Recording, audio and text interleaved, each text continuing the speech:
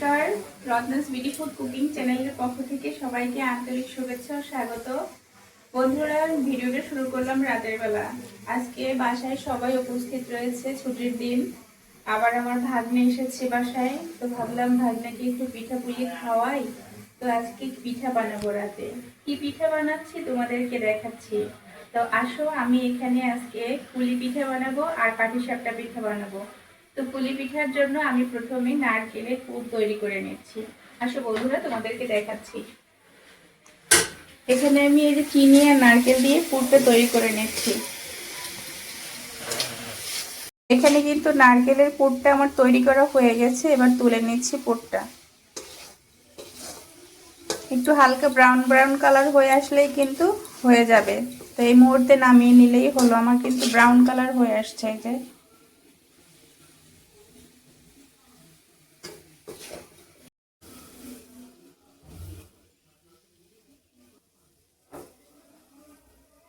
তো বন্ধুরা, পিঠার জন্য আমার সব কিছু তৈরি করা হয়ে গেছে। এখানে নিয়েছি এই যে আতপ চালের কাই করে নিয়েছি, এই যে মেখে রেখেছিলাম। এখানে নিয়েছি এই যে নারকেলের পুর তৈরি করে নিয়েছি। তো এখন এগুলো দিয়ে আমি পিঠা তৈরি করে নেব। আর এখানে এই যে নিয়েছি চালের গুঁড়ো। তো প্রথমে পিঠার কাইটা একটু সেনে নিচ্ছি। এবার এই যে লেচি কেটে নিলাম। এবারে সুন্দর করে গোলা পাকিয়ে নিচ্ছি। এরপরে এই গোলাটা থেকে সুন্দর করে আমি একটা বাটি তৈরি করে নেব।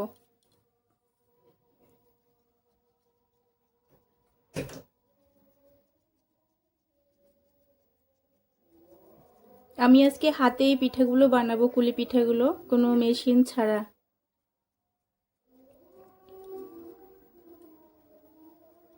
তো এই যে সুন্দর একটা বাটি তৈরি হয়ে নিল।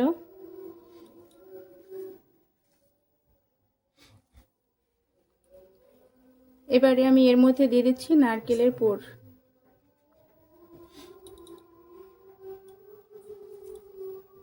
এবারে মুখটা বন্ধ করে নিতে হবে।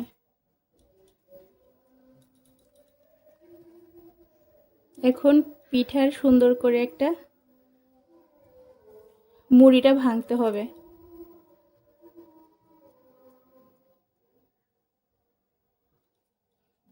যে এবার মুড়িটা ভেঙে নিচ্ছি সুন্দর করে।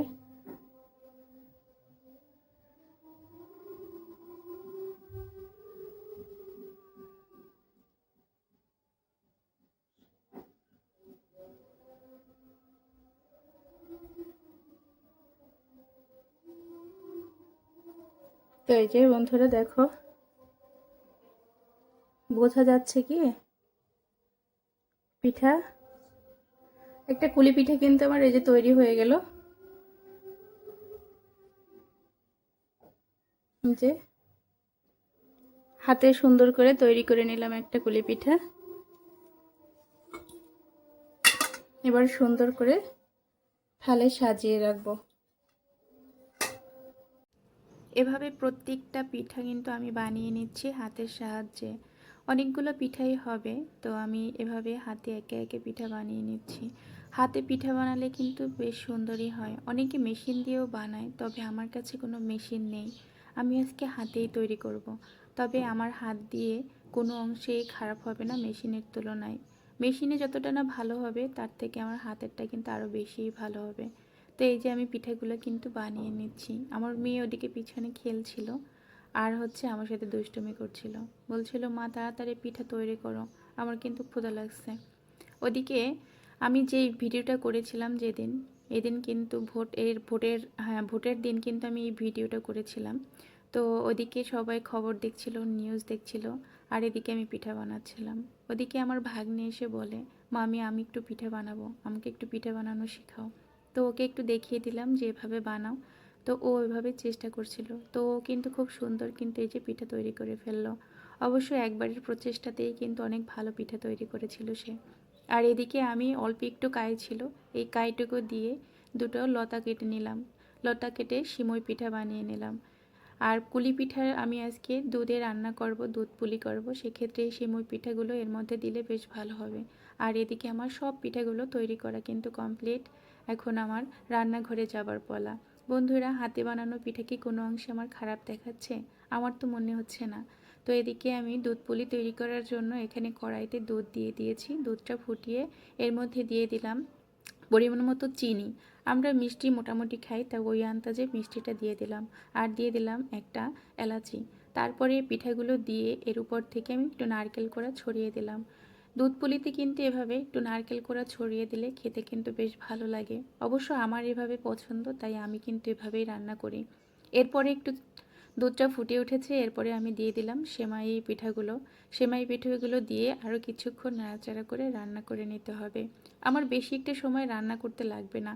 আর এদিকে আমি পাটিসাপটা পিঠা বানাবো, তার জন্য আমি একটা পুর তৈরি করে নিচ্ছি। প্রথমে এখানে দুধ জাল করে নিয়েছিলাম, তার মধ্যে একটু এলাচি দিয়েছি, আর তার সাথে দিলাম নারকেল, আর দিলাম চালের গুঁড়ো। সামান্য একটু চালের গুঁড়ো দিলাম যাতে কাইটে সুন্দর একটু ঘন ঘন ক্ষীর হয়। এদিকে আমার পিঠা রান্না করা হয়ে গেছে, দুধ পুলি তুলে নিলাম। পিঠাটা রান্না করার পর দেখতে কিন্তু বেশ ভালো লাগছিল, অনেক সুন্দর লাগছিল। আমার পাশের রুমের দিদি তো বলছিল, দিদি খুব সুন্দর লাগছে। এদিকে আমি দুধ পুলিটা রান্না করে এবারে আমি পাটিসাপটা ভাজতে চলে আসলাম। এখানে প্যান বসিয়ে দিয়েছি, একটু তেল ব্রাশ করে এর মধ্যে আমি চালগুলাটা দিয়ে দিলাম। তো এরপরে আমি এই যে পুরটা দিয়ে এবার পিঠাগুলো ভেজে নিচ্ছি। পাটিসাপটা পিঠা আমার ভাজতে বেশ ভালো লাগে, তবে ফ্রাই প্যানে যদি পাটিসাপটা পিঠা ভাজা হয় সেক্ষেত্রে কিন্তু পাটিসাপটা পিঠাটা একবারেই ফিরে যায়, উল্টানো কোনো ঝামেলাই হয় না। তো আমি সবসময় পাটিসাপটা পিঠাটা এই ফ্রাই প্যানেই ভাজি। পিঠাগুলো দেখতে কিন্তু বেশ সুন্দর হচ্ছিল, তবে একটা পিঠা এই যে উঠাতে গিয়ে ভেঙে গিয়েছিল। তো এভাবে আমি একে একে সবগুলো পিঠাই কিন্তু তৈরি করে নিচ্ছি। বাসায় আমরা অল্প কয়েকজন, তো আমরা যে কয়জন লোক ওই কয়টা পিঠাই ভেজেছিলাম, আরগুলো বাদবাকিগুলো রেখে দিয়েছিলাম। এবারে আমি বাটিতে বাটিতে পরিবেশনের জন্য সব পিঠা কিন্তু বেড়ে নিচ্ছি। সবাই মিলে একসাথে রাতে পিঠা খাবো। তো আমি পিঠা বেড়ে এবার সবাইকে দিয়ে দিলাম টেবিলে। ওরা সবাই বসে পড়লো, আমার ভাগ্নে, আমার হাজব্যান্ড, পাশের রুমের দাদা দিদি, আমার মেয়েকে দিয়েছিলাম, মেয়ে তো এখানে আসেনি, মেয়ে ক্যামেরার পিছনে। তো সবাই খাচ্ছিল পিঠা, রাতে মজা করে পিঠা খাচ্ছিল, ওদিকে নির্বাচনের নিউজ শুনছিল। বেশ জমজমাটি একটা পরিবেশ তৈরি হয়েছিল ওই দিন রাতে। পিঠা খেয়ে সবাই খুব প্রশংসা করেছিল, পিঠা নাকি খুব ভালো হয়েছিল খেতে।